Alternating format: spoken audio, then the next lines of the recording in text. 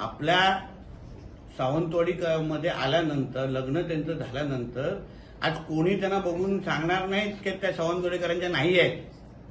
त्यांनी जी आपली संस्कृती स्वीकारलेली आहे, भाषा शिकण्याचा प्रयत्न करतायत, ह्याचं खरं म्हटलं तर कौतुक करायला पाहिजे. कौतुक करायला पाहिजे. हा मुळात प्रश्नच असता कामा नाही. अन्य पण ज्या त्यांच्या बदनामीचे विषय चालवलं, माझं म्हणणं निवडणुका येतील जातील, पण आमच्या जिल्ह्यातल्या माता भगिनींच्या अशा पद्धतीचा अपमान निवडणुकीसाठी कोणी करू नये, हे मी ह्या आपल्या निमित्ताने प्रत्येक राजकीय पक्षाच्या त्या कार्यकर्त्यांना सांगेन. मी दीपकजींना सांगेन, तुमच्या पक्षातल्या कार्यकर्त्यांना नेत्यांना समज द्या.